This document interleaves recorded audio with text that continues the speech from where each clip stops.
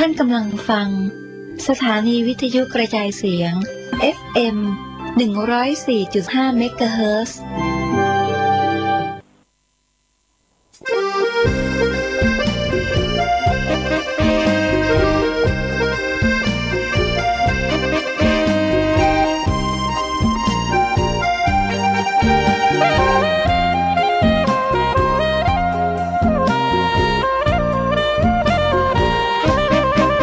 สถานีพระพุทธศาสนาฝากเสียงลอยมาบอกบรรดาญาติโยมที่มีใจใช้ธรรมชโลมที่มีใจใช้เพลงชโลมบอกบรรดาญาติโยมให้ฟังคลื่นนี้สถานีตั้งไม่ไกลไม่ไกลตั้งอยู่ทั่วเมืองไทยชวนคนไปทำดีเชิญฟังกันทั้งวันดีเจสร้างสรรค์พากันสุขีใครอยากฟังธรรมเชิญทางนี้ใครอยากฟังธรรมเชิญทางนี้หรืออยากฟังเพลงดีๆเปิดคลื่นนี้นะคุณสถานีพระพุทธศาสนาฝากเพลงลอยมาย้ำชาวพุทธสร้างบุญ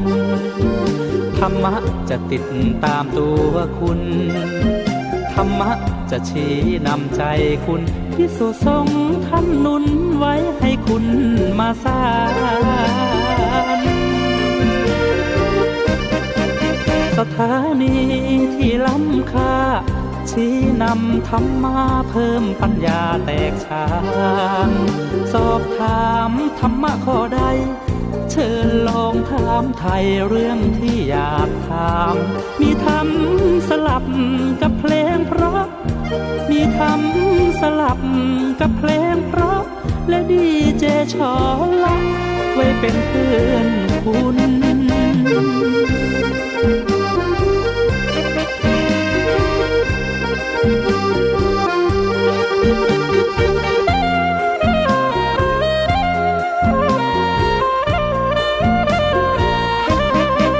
สถานี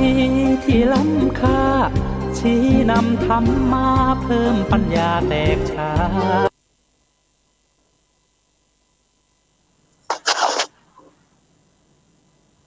ช่วงเวลาต่อจากนี้ไปสถานีวิทยุพระพุทธศาสนาและวัฒนธรรมวัดสายหินจังหวัดเชียงใหม่ระบบ FM 104.50 เมกะเฮิรตซ์ขอเชิญท่านรับฟังรายการจำนันจาดำเนินรายการโดยจักรวรภิกขุวัดเจ็ดยอดจังหวัดเชียงใหม่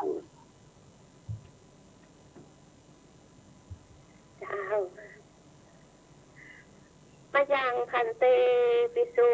งรักนาทายาติชรเนนะสหปัญจศีลานิยาจามะทุติยมปิมายังพันเตปิสูงรักนาทายาติชรเนนะสหปัญจศีลานิยาจามะตติยมปิมายังพันเตปิสูงรักนาทายาติชรเนนะสหปัญจศีลานิยาจามะนะโมตัสสะภะคะวะโตอะระหะโต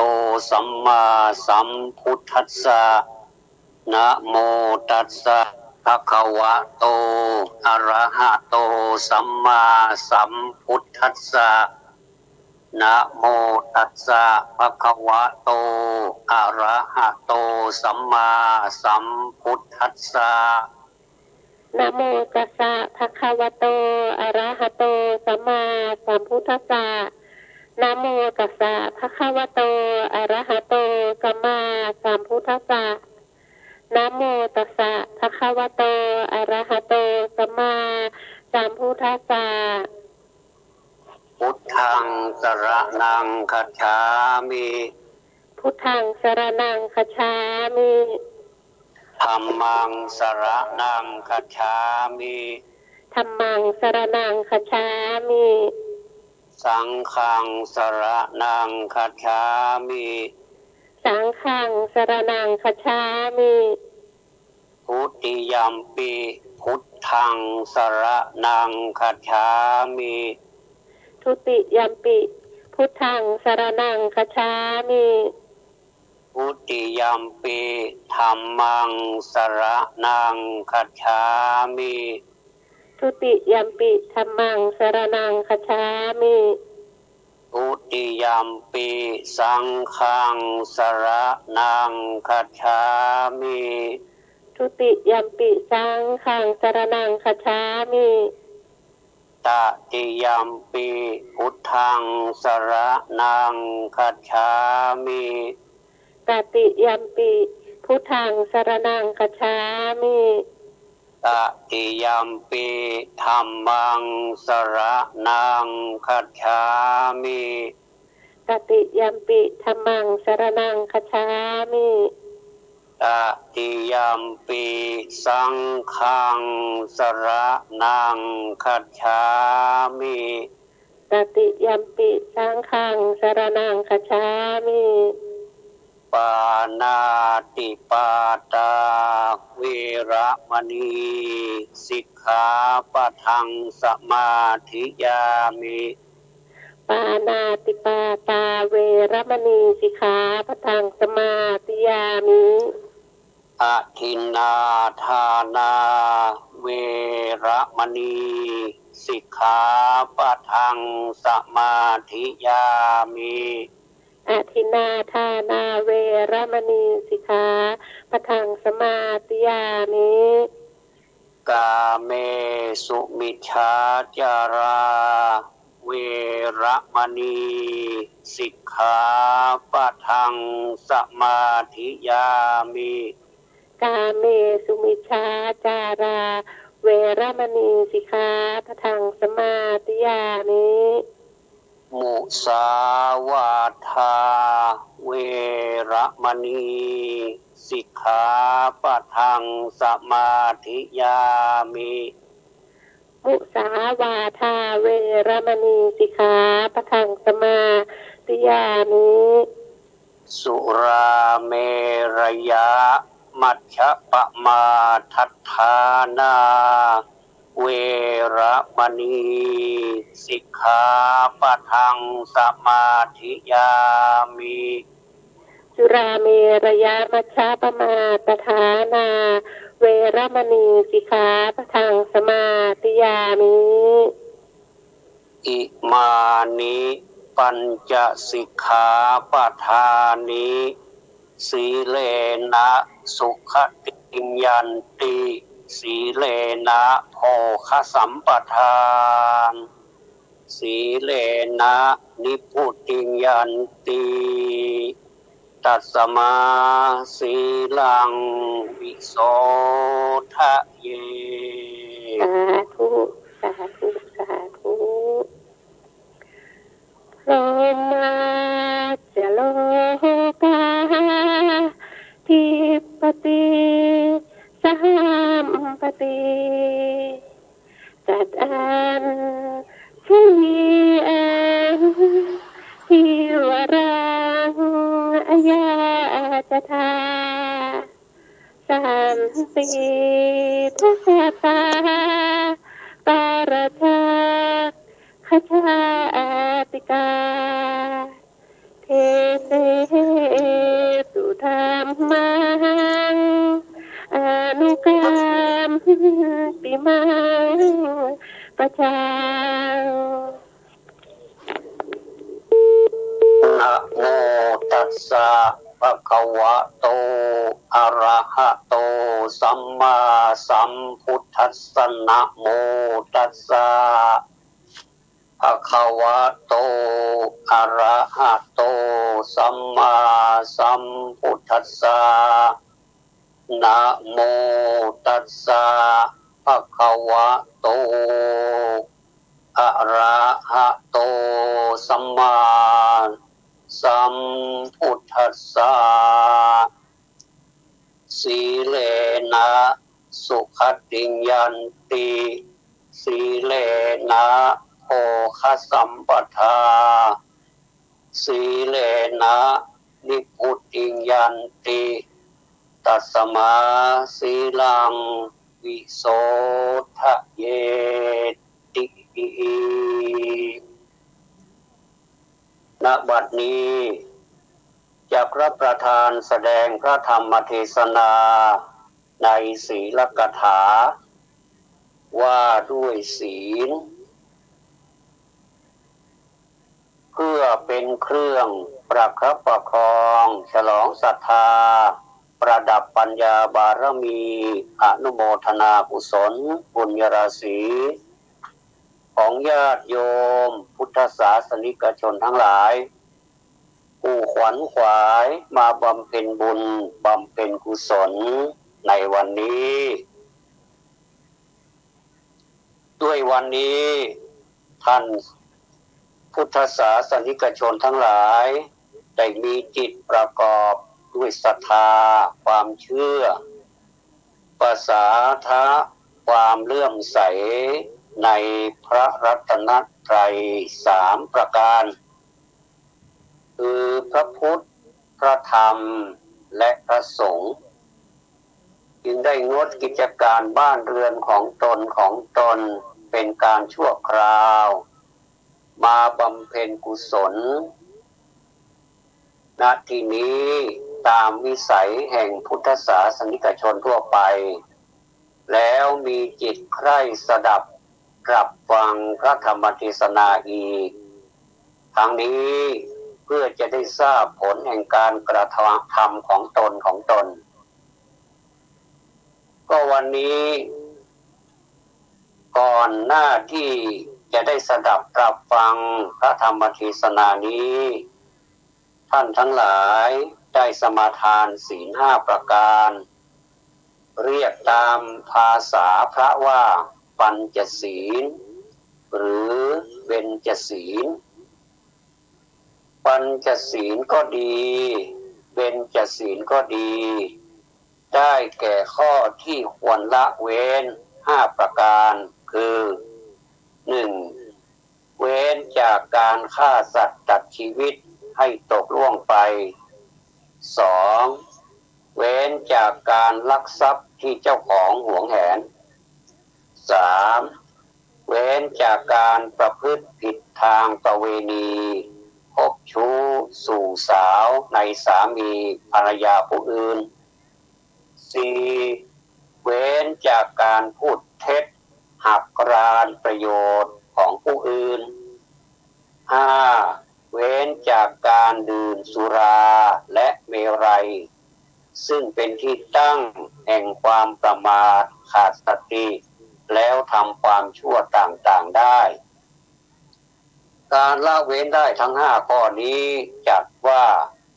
ได้บูชาสมเด็จพระสัมมาสัมพุทธเจ้าด้วยปฏิปัติบูชาคือการบูชาด้วยการปฏิบัติตามคำสอนของพระพุทธองค์อันยอดเยี่ยม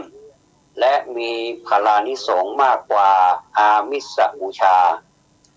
อามิสบูชาก็ดี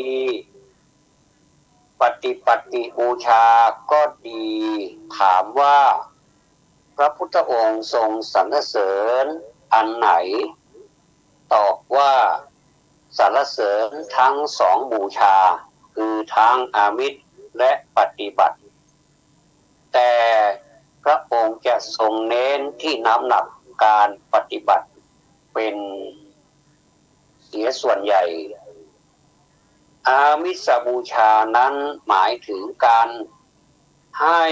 หรือการถวายหรือเอื้อเฟื้อเผื่อแผ่สิ่งของเครื่องใช้ต่างๆนี้เรียกว่าอามิสบูชาแม้กระทั่งการถวายธูปเทียนดอกไม้อาหารบิณฑบาตเสื้อผ้าเครื่องนุ่งห่มอัฐบริขารเหล่านี้เป็นต้นก็เรียกว่าอามิสบูชาแม้กระทั่งคนถวายหนังสือถวายภัตตาหารถวายกุฏิ ถวายวิหารก็เป็นอามิสบูชากันทั้งนั้นส่วนปฏิบัติบูชานั้นหมายถึงน้อมนำเอาคำสั่งสอนของพระพุทธองค์มาปฏิบัติแม้ไม่ได้ให้สิ่งของแต่ก็สามารถทำได้อามิสบูชากับปฏิบูชาจึงมีความแตกต่างกันเช่นนี้แต่ว่าโดยธรรมเนียมของชาวพุทธแล้วไม่ว่าจะเป็นการให้สิ่งของการปฏิบัติธรรมตามคำสั่งสอนของพระสัมมาสัมพุทธเจ้าก็ถือว่ามีความสำคัญด้วยกันเพราะเอื้อต่อกันโดยเฉพาะอย่างยิ่งคนในภาคเหนือในล้านนาไทยของเรานี้เวลาที่มีวันพระวันธรรมสวนะ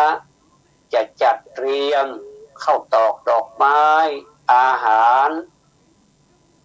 และสิ่งต่างๆที่จะนำไปถวายพระภิกษุสงฆ์ที่จำพรรษาหรือปฏิบัติศาสนกิจในวัดนั้นๆก็นำไปเพื่อเขาเรียกว่าเป็นภาษาล้านนาว่าเรียกว่าขันแก้วทั้งสามก็คือมีพระพุทธพระธรรมพระสงฆ์และก็มีขันน้ำตาลอันนี้เป็นภาษาล้านนาแล้วก็มีขันศีลสิ่งเหล่านี้เป็นวัฒนธรรมพิเศษเป็นวัฒนธรรมของคนในล้านนาของเรานี้เราปฏิบัติกันมาหลายชั่วอายุคนแล้วก็ทำกันไปก็ถือว่าดีถือว่าไม่เป็นเรื่องที่เสียหายอะไรอีกอย่างหนึ่งข้าวตอกดอกไม้ก็เป็นเรื่องที่มีมาในครั้งพุทธกาลแล้วเวลาที่บรรดาพระราชาทั้งหลายแม้กระทั่งเศรษฐีทายกทายิกาอุบาสกอุบาสิกาเขาไปฟังธรรมเขาจะมีดอกไม้ธูปเทียนนี้นำไปก่อนเขาตอกดอกไม้นี่มีมาตั้งแต่นานเลยนะญาติโยมแล้วก็ถ้าเป็นช่วงเช้านี่จะมีภัตตาหารมีข้าวต้มมีข้าวสวยมีของกินของใช้ต่างๆเพื่อไปถวายพระสงฆ์เป็นตอนเช้าถ้าเป็นตอนบ่ายเขาจะคนสมัยก่อนนี่มีความขยันในการที่ไปวัดมากเลยญาติโยมทั้งหลายอย่างเช่นเรายกตัวอย่างอนาถปิณฑิกะซึ่งเป็นมหาเศรษฐีที่สร้างวิหารถวายพระพุทธเจ้าเนี่ยกับพระภิกษุสงฆ์เนี่ยกับนางอุบาสิกาแก้วก็คือนางวิสาขาเนี่ยเรียกว่าเป็นอุบาสกแก้วอุบาสิกาแก้วทั้งสองท่านเนี่ยจะนำเอาบริวารทั้งหลายหรือว่าครอบครัวของตนเนี่ยไปเข้าเฝ้าเพื่อสดับรับฟังพระธรรมเทศนาที่พระพุทธเจ้าทรงแสดงเป็นประจำตอนเช้าก็นำอาหารเป็นภัตตาหารไปถวายพระภิกษุสงฆ์เป็นจำนวนมากมีพระพุทธเจ้าทรงเป็นประธานและก็ฟังพระธรรมเทศนาอันนี้รอบหนึ่งแล้วนะพอรอบที่สองตอนบ่ายอันนี้ไม่มีข้าวปลาอาหารแล้วไม่มีข้าวปลาอาหารแล้วแต่จะมีดอกไม้ธูปเทียนมีน้ำปานะที่เราเรียกรวมว่าเป็นน้ำปานะน้ำดื่มน้ำผลไม้น้ำอะไรพวกนี้ที่เป็นน้ำทั้งหลายเนี่ยจะนำไปถวายนี่จะเป็น2 รอบด้วยกันเรียกว่าไปเพื่ออะไรญาติโยมทั้งหลายไปวัดนี่เพื่ออะไรเพื่อที่เราจะถือโอกาสเนี่ยไปขัดเกลากิเลสทั้งหลายที่มันติดอยู่ในใจของเราเนี่ยเสมือนกับผ้าที่มันสกปรก ผ้าที่ใส่แล้วมันมีกลิ่นมีเนื้อมีสกปรกมีฝุ่นมีอะไรติดเนี่ยไม่สามารถที่จะนำมาใส่มาสวมอีกแล้วก็นำไปแช่แล้วก็ใช้ผงซักฟอกแช่ไว้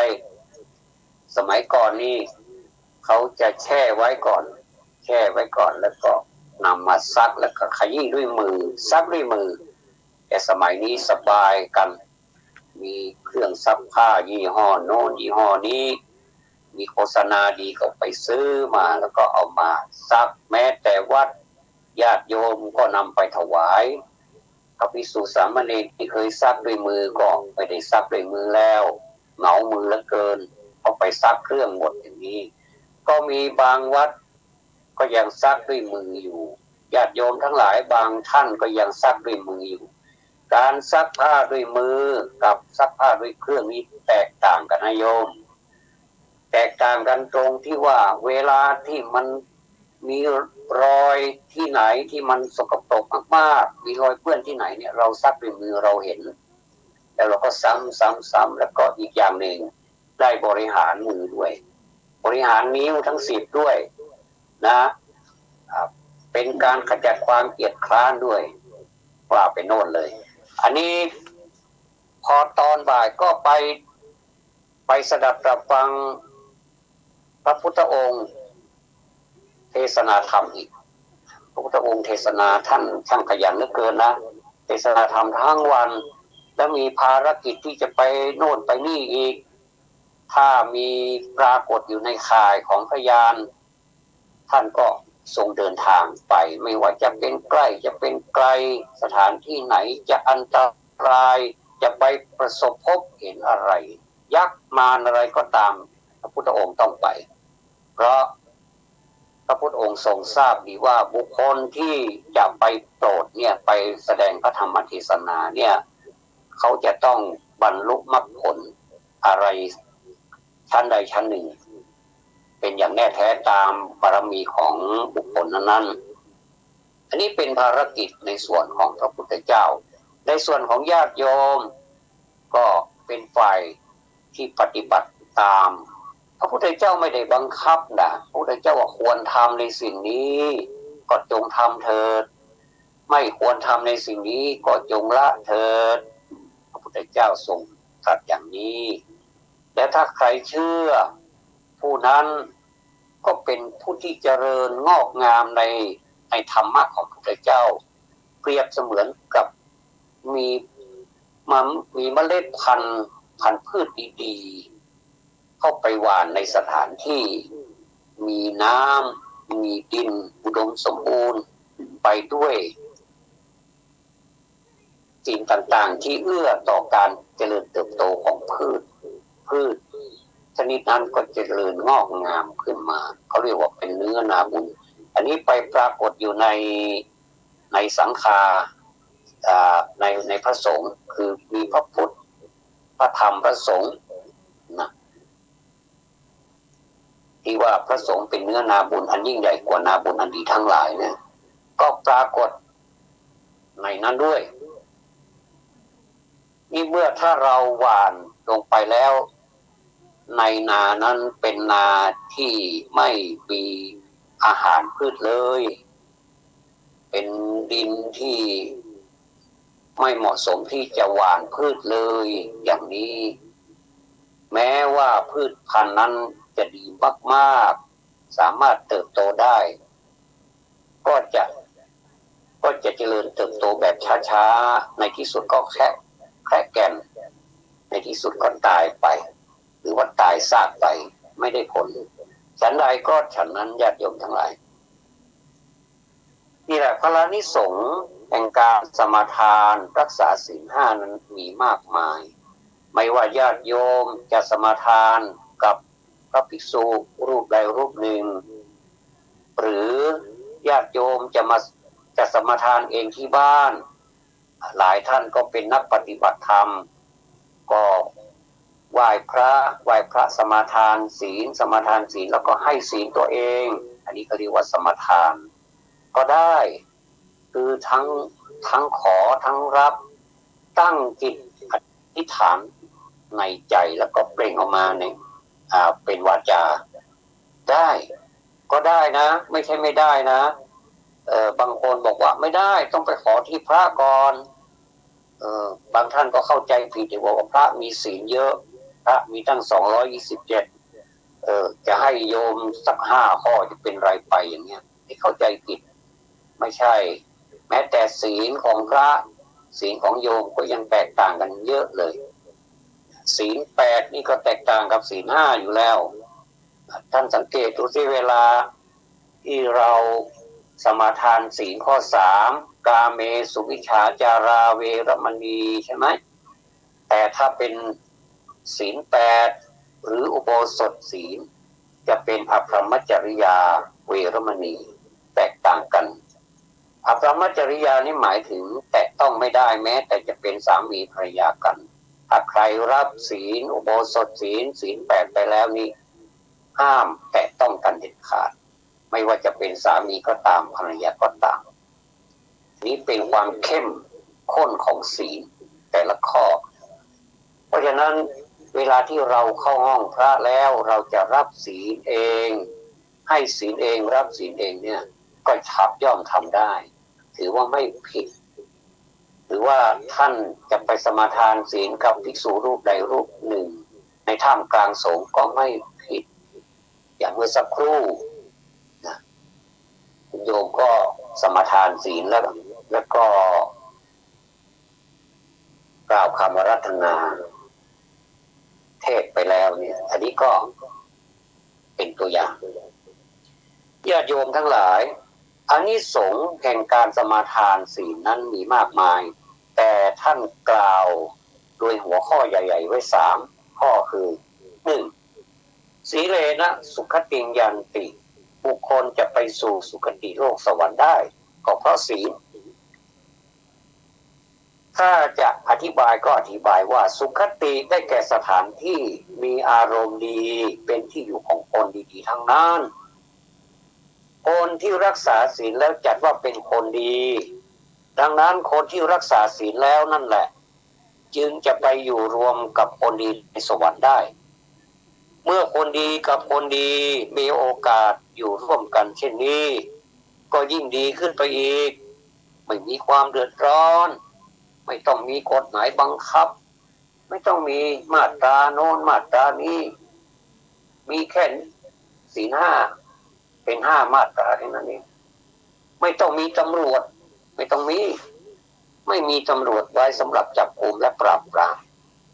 ฉะนั้นสวรรค์เนี่ยที่เราเรียกว่าสวรรค์หรือว่าสุคติเนี่ยจึงจัดว่ามีสุข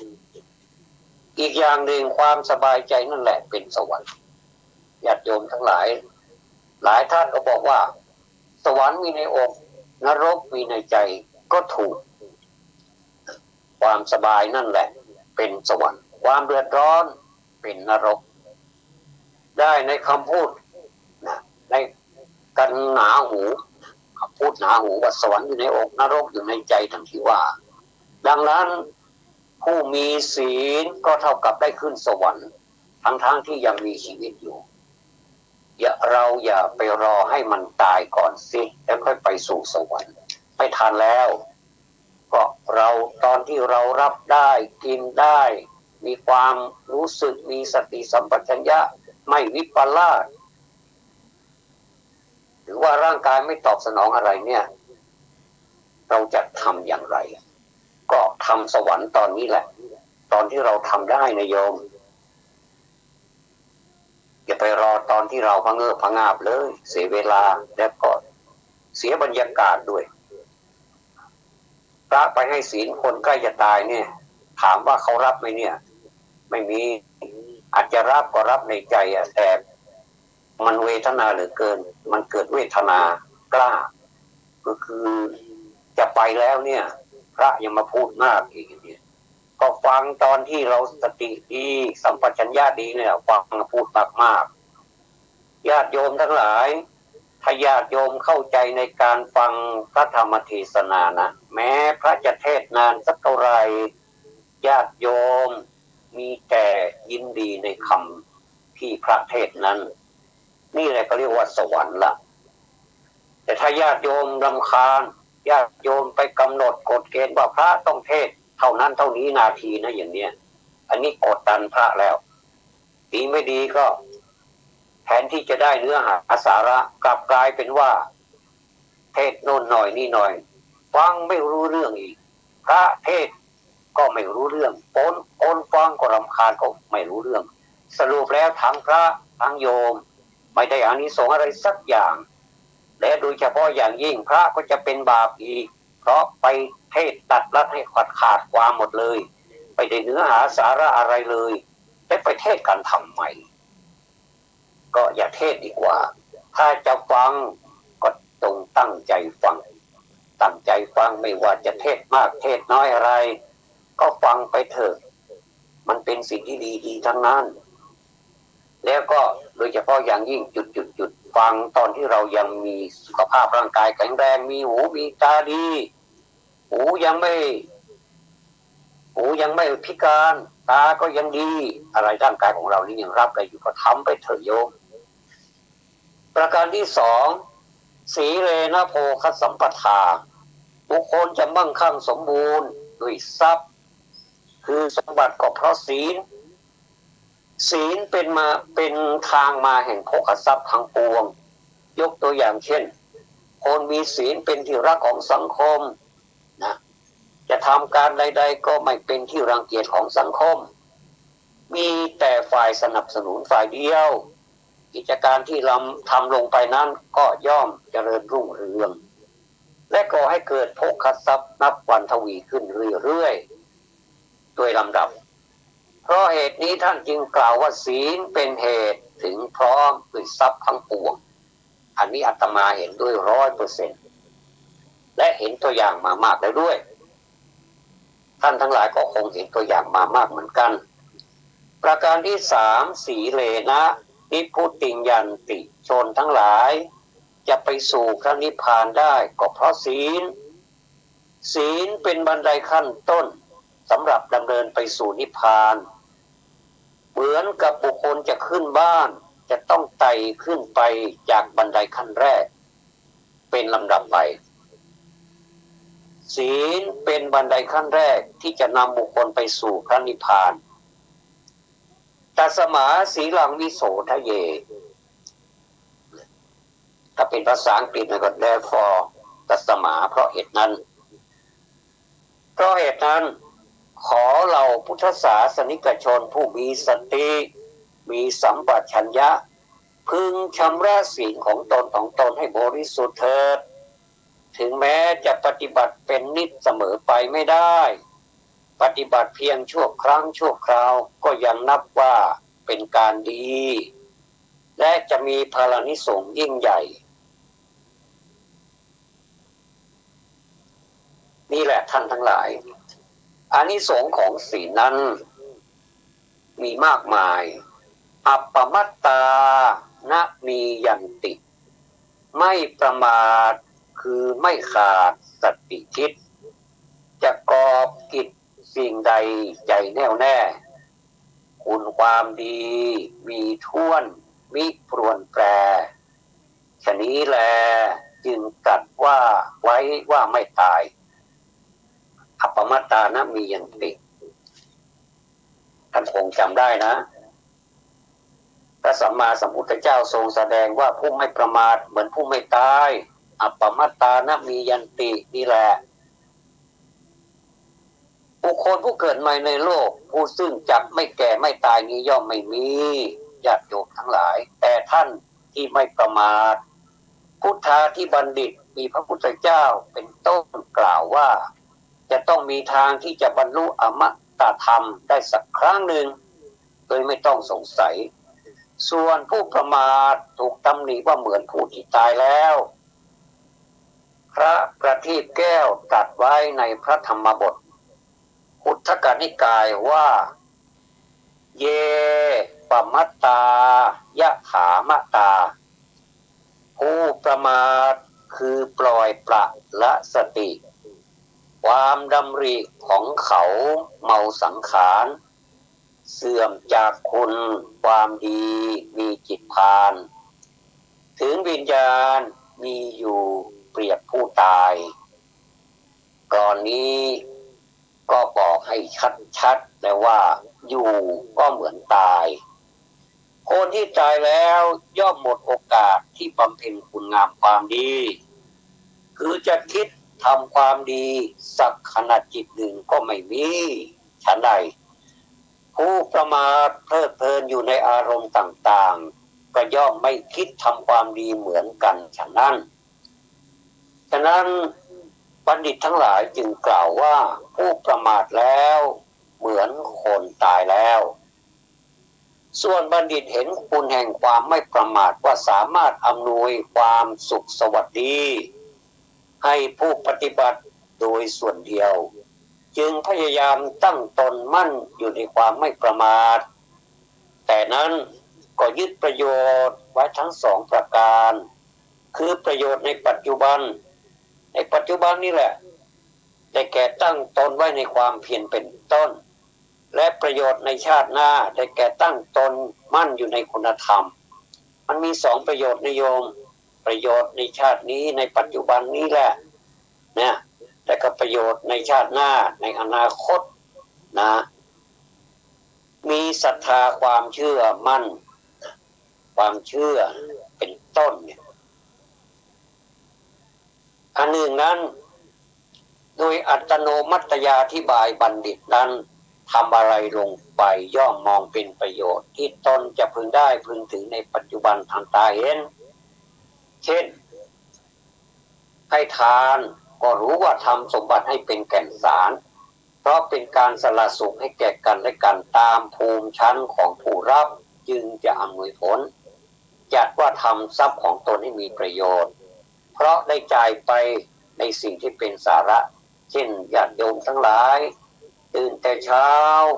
หุงข้าวหุงแกงจัดเตรียมข้าว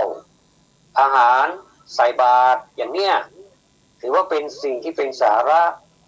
รักษาศีลก็รู้ว่าทำใ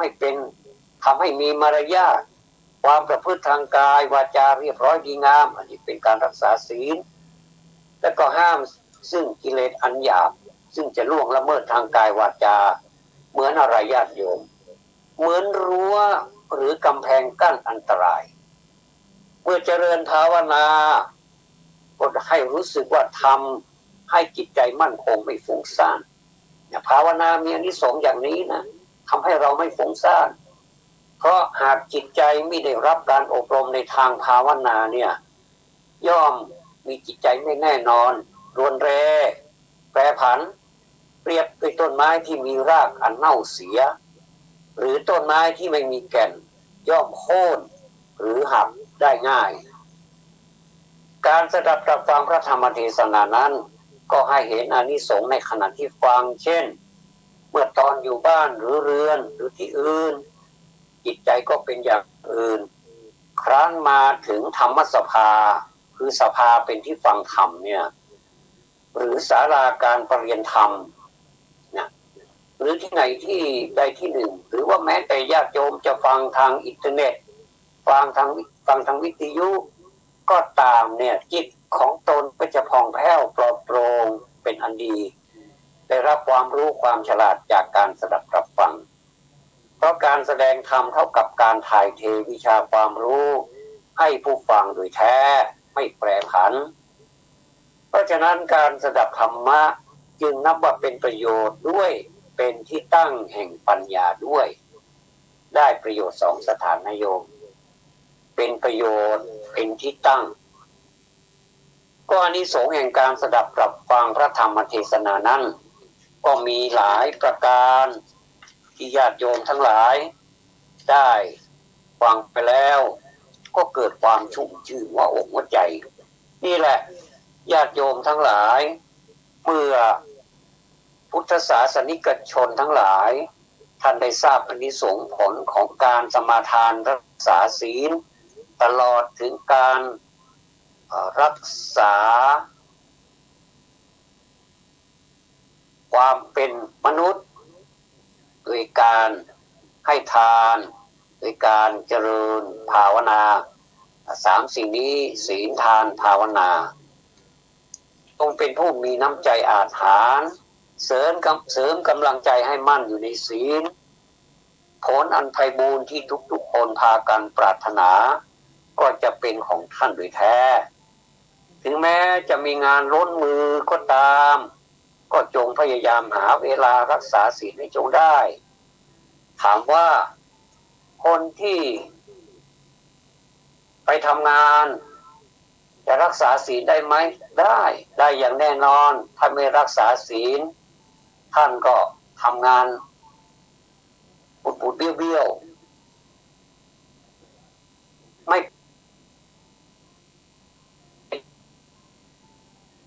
ทำงานก็คือแม้แต่การรักษาศีลก็คือการรักษากายวาจาก็ยังทำไม่ได้แล้วนับภาษาอะไรกับที่เราจะไป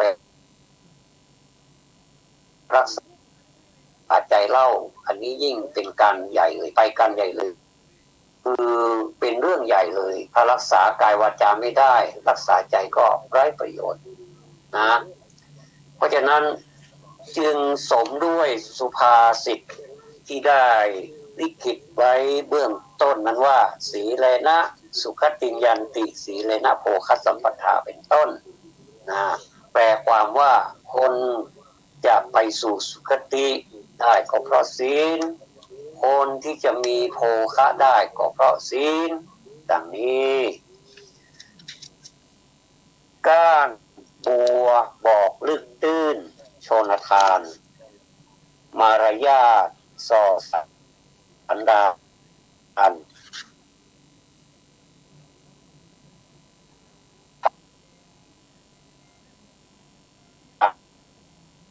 เชื่อโชดเฉลาเพราะคำขานหวนทราบยอมย่าเหี่ยวแห้งเรือบอกร้ายแสลงดินเหมือนกับคำกล่าวที่ว่าสำเนียงส่อภาษากิริยาส่อสกุลเพราะฉะนั้นกิริยามารยาทบอกถึงอุปนิสัยใจคอที่ลึกซึ้งคนนี้น่าคบหาสมาคมหรือไม่ดูที่กิริยามารยาทที่แสดงออกเหมือนเราจะวัดว่าน้ำลึกแค่ไหนดูกันที่ก้านบัวคนเป็นคนลึกคนตื้นคนดีหรือไม่ดีดูกันที่การแสดงออกที่เรียกกันว่ากิริยามารยาทเวลาที่เราจะคบหาสมาคมกับใครเราประเมินกิริยาที่แสดงออกทางกายดูวาจาดูที่เปล่งออกมานะให้รู้ก่อนจะสอบไปถึงอุปนิสัยใจคอได้ฉะนั้นเราตัดสินใจคบใครเพราะเขามีกิริยามารยาทงดงามมีความประพฤติดีอันสอบไปถึงอุปนิสัยใจคอที่ดีด้วยเหตุนี้เองการที่เรามีกิริยามารยาทมีศีลธรรมจรรยาจึงเป็นอาภรณ์ประดับชีวิตที่งดงามดังพระบาลีที่ว่าสีลังกิเลวะกัลยาณังเป็นต้นแปลความว่าได้ยินว่าศีลนั่นแหละงดงามศีลยอดเยี่ยมในโลกฉะนั้นคนจะงามน้ำใจใช่ใบหน้าคนจะสวยจัญญาใช่ตาหวานคนจะแก่ความรู้ใช่อยู่นานคนจะรวยศีลทานใช่บ้านโตญาติโยมทั้งหลายเพราะฉะนั้นความมีศีลความซื่อสัตย์สุจริตจึงเป็นเกราะป้องกันอันวิเศษเป็นอาภรณ์ประดับที่งดงามวัดวารามงดงามเพราะบุคคลในวัดพระภิกษุสามเณรมีศีลาจารวัดงดงามมีกิริยามารยาทงดงามตอนนี้มีผู้มีจิตศรัทธามาร่วมงานวัดเยอะมากนะเช่นในงานทอดกฐินเป็นต้นอันนี้ก็จัดว่าเป็นการวัดว่าพระภิกษุสามเณรในวัดมีศีลาจารวัดงดงามบุคคลที่พบกันก็มีศีลาจารวัดงดงามถ้าญาติโยมจะไม่มาอุปถัมภ์วัดเลยเขาอาจจะนิมนต์ให้ไปสงบจิตสงบใจออก จากตำแหน่งเลยก็ได้ตำแหน่งเจ้าอาวาสอย่างนี้นะก็ไม่มีศีลไม่มีความสุจริตนั่นเองศีลจึงเป็นมาตรฐานอันยอดเยี่ยมในโลกดังพรรณนามาพอสมควรแก่เวลา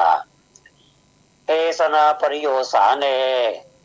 ในอวสานเป็นที่สิ้นสุดลงแห่งพระธรรมเทศนานี้ขออำนาจแห่งคุณพระศรีรัตนตรัยและกุศลความดีในการรักษาศีลของท่านทั้งหลายเดชะบารมีแห่งหลวงพ่อทันใจเดชะบารมีแห่งหลวงพ่อพระพุทธเมตตาในพระเจดีย์7 ยอดพระอารามหลวงจังหวัดเชียงใหม่พระบรมสารีริกธาตุบนพระเจดีย์จงมารวมกันเป็นตบะเป็นเดชะเป็นพลวะปัจจัยอำนวยอวยพรให้ท่านญาติโยมทั้งหลายประสบแต่ความสุขความเจริญยิ่งขึ้นไปในชีวิตโดยปราศจากทุกโศกโรคภัยอุปัฏฐวันตรายทั้งปวงเจริญด้วยอายุวันนะสุขภละปฏิภาณธรรมสารสมบัติคณสารสมบัติปรารถนาสิ่งใดที่ชอบประกอบด้วยธรรมให้ความปรารถนาเหล่านั้นจงพลันสำเร็จสมมโนรสมุ่งมาตรปรารถนาทุกประการรับประทานแสดงพระธรรมเทศนาในศีลกถาพอสมสมัยได้เวลาขอสมมุติยุติลงคงไว้แต่เพียงเท่านี้เอวังก็มีด้วยประการฉะนี้ยะถาวาริวหาปุราปริปุเรนติสาครังเอวะเมวะอิโตทินังเปตานังอุปกัปปติอิจิตังปฏิตังตุมหังคิปะเมวัสมิจตุสัพเพปุเรนตุสังคปาจันโทปนรโสยถามณิโชติระโสยถาสัพพิติโยวิวัชชันตุสัพพะโรโควินัสตุมาเตภวัตวันตรายโยสุขีทีคายุโกภวะอภิวาทนาสีลิสะนิจจังวุธาปัจจายโนจตารโอธรรมาวัฏฐันติอายุวันโนสุขังพลังขอแต้ใกล้ไหว้สาศีลาจารวัตรแห่งพระอุปชาพระเดชพระคุณท่านเจ้าคุณพระเทพปริยัติเจ้าอาวาสวัด7 ยอดพระอารามหลวงเจ้าคณะจังหวัดเชียงใหม่ที่เคารพอย่างสูงพระมหาเถระพระเถรานุเถระทุกรูปสามเณรสวัสดีสามเณรทุกรูปนมัสการพระครูสมุวิสุวัตรวรจิตโจเจ้าอาวาสวัดฝ่ายหินผู้อำนวยการสถานีวิทยุพระพุทธศาสนาและวัฒนธรรมวัดฝ่ายหินจังหวัดเชียงใหม่ FM 104.50 เมกะเฮิรตซ์ที่เคารพญาติโยมพี่น้องทั้งหลายได้ฟังธรรมเรื่องศีลอานิสงส์ของศีลไปเรียบร้อยแล้วขอได้รับอานิสงส์ของการสดับรับฟังนี้โดยทั่วถึงกันจะนำไปปฏิบัติแล้วท่านก็จะได้รับความสุขความเจริญในวันนี้ท่านทั้งหลายได้ตั้งใจมาสดับรับฟังพระธรรมเทศนาก็ถือว่าเป็นความสุขทางผู้ให้แต่ก็ผู้รับผู้ให้ก็ตั้งใจที่จะให้ผู้รับก็ตั้งใจที่จะรับอันนี้ถือว่าวินวินก็คือชนะทั้งคู่ ท่านทั้งหลายในสถานการณ์ที่มันแปรปรวนเช่นนี้เราท่านทั้งหลายก็ต้องยอมรับว่าจิตใจของเรานั้นแปรปรวนไปแต่อย่าให้มันไหวมันเซิงนักเกินไปมีสติสัมปชัญญะตั้งอยู่ในความประมาทเวลาไปร่วมงานท่านนี่ในช่วงเวลาแห่งการที่ผัดตนกับโรคร้ายโควิด -19 นี้ท่านจะต้องมีอาวุธหรือว่ามีสิ่งป้องกันแม้แต่ทหารก็ยังมีอาวุธต้องมีเกราะกำบังฉันใดเราที่จะผจญกับโรคได้แล้วก็ผ่านพ้นวิกฤตนี้ไปได้ก็ด้วยมีการเกราะกำบังมีผ้าอนามัยหรือว่าแมสปิดจมูกมีไว้นักๆแล้วก็ใช้ให้มันถูกวิธีเนอะหลายท่านใจบ่ถูกวิธีเวลาแมสมันเตยลงมาดึงขึ้นไปใจมือเนี่ยยุบที่หน้ากากกันเลยหน้ากากอนามัยเลยแล้วก็ไม่ได้สนใจที่จะมาล้างมือด้วยเจลหรือว่าแอลกอฮอล์อย่างต่างๆอันนั้นเชื้อโรคที่มันอยู่หน้ากากหน้ามันติดมือเข้าไปหมดละเดี๋ยวไปกินข้าวกาไปอย่างต่อไปก็จะเป็นพาหะนำไปอันนี้น่ากลัวเนอะเพราะฉะนั้นนี่โรคนี้มันไวแล้วก็เราก็ต้องใส่ใจมันตลอดเวลารักษาสุขภาพกายรักษาสุขภาพร่างกายโดยเฉพาะสุขภาพจิตนี่สำคัญนะสุขภาพจิตที่ดีอยู่ในร่างกายที่เป็นปกติร่างกายที่แข็งแรงเหมือนรถเครื่องรถที่ดีก็อยู่ในรถยนต์ที่เป็นสภาพที่รถยนต์ที่พร้อมที่จะไปปัจจัยว่าอันนั้นอันนี้ก็รู้ก็เสียอย่างก็แม้เครื่องจะดีเท่าใดก็ไปไม่ได้อย่างเช่นมีคนที่ยันใจรถยนต์ประมาทคนน้องว่าประมาทใจรถยนต์สตาร์ทรถโอจัดดีสตาร์ทโอเป็นว่ารถบัตรดิษไปเปิดพอน้ำมันเป็นว่าน้ำมันหมดนั่นนะมีโทรศัพท์ในใจโทรศัพท์ใจมือถือเลยหรอยกมือถือขึ้นมาแบตหมดโอ้เวรกรรมไปแต่แบตหมดที่อย่างก็ได้สักอย่างจะอยู่ไปกองไกลอย่างต้องเป็นม่อนดอยอย่างโอ้ยอันนี้เป็นห้องว่าประมาทเนาะประมาทก็คือก่อนจะไปไหนนี่มาได้เช็คดูเกก่อนมาได้เช็คดูน้ำมันนี่ก่อนเติมไป300-500ก็ยังดีเนาะแต่ยังไม่ได้เติมกับ300อย่างเนาะ500ก็ดีขึ้นมาหน่อยอันนี้ตัวจะเดินทางไกลแต่ตายบ่สนใจรถน้ำมันหมดต่างๆน้ำมันหมดก็สตาร์ทปฏิทินสตาร์ทจะดีไม่ได้เสียนะกุญแจก็จะดีอย่างก็ดีหมดเป็นว่าน้ำมันหมดเปลี่ยนโทรศัพท์ขึ้นมาเป็นไม่ได้ชาติกรรมเป็นว่าแบตหมดอันนี้คนมองว่าผีซ้ำด้ามพลอยความจริงผีไม่ได้ซ้ำด้ามก็ไม่ได้พลอยตัวเองนั่นแหละประมาทนะอันนี้เป็นกรรมที่คนมาเปรียบเทียบกันเลยว่าผีซ้ำด้ามพลอยเหมือนว่าโต๊ะหัวรวดอาบน้ำประมาณนี้เพราะฉะนั้นความประมาทนั่นเลยญาติโยมทั้งหลายเป็นความดีที่สุดก็ต้องเตรียมไว้อย่างเขาจะต้องมีสติเข้าไปในครัวก็ต้องมีสติกำมีดขึ้นมาจะปอกหอมกาจะตำน้ำพริกกาถ้าปอกหอมแค่ปอกหอมมาได้ก็มีเรื่องละถ้าบอกมีสติเดี๋ยวไว้ปอกมือเก่าเนี่ยเลือดเบอร์เลือดห้างอะไร